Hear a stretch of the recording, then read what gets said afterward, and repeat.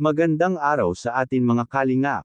Mga kalingap, may panibago po tayong update sa isang dalagita na nakatira sa bundok na si Maribel. Bago po yan mga kalingap, kung bago pa lamang kayo sa channel ko baka naman po pwedeng pa-like and subscribe my channel para lagi po kayong updated sa aking videos. At kung pwede sana patapusin muna natin ang video na ito para alam natin ang nilalaman nito at huwag din po natin kalimutan mga kalingap na pakisuportahan ang ama ng kalingap na si Val Santos Matubang at Kalingap Rab Matubang pati na rin ang viewers na laging sumusuporta sa aking channel at reactioners. Maraming salamat po.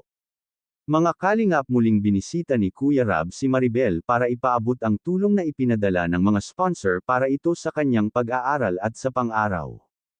Araw nilang pangangailangan, naabutan nila ito si Maribel na nagbabalat ito ng saging para may pangmeryenda. Mga kalingap, sobrang saya ito ni Maribel dahil muli silang nabisita ni Kuya Rab, maging ang kanyang lola ay masaya ito kahit siya ay isang bulag pero ramdam na ramdam ang kanyang kasayahan. Sobrang naosa ito si Kuya Rab sa kalagayan ng pamilya ni Maribel dahil nababasa daw sila ito tuwing umuulan.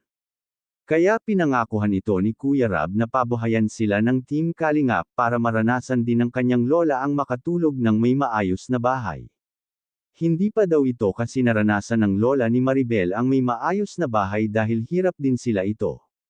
Tanging ang problema ito ni Maribel ay ang kanyang stepfather dahil nagwawala ito kapag nalasing. Tumatakas na lamang daw sila kahit hating gabi na at akay-akay niya ang kanyang lola na bulag dahil sa kanyang pagwawala.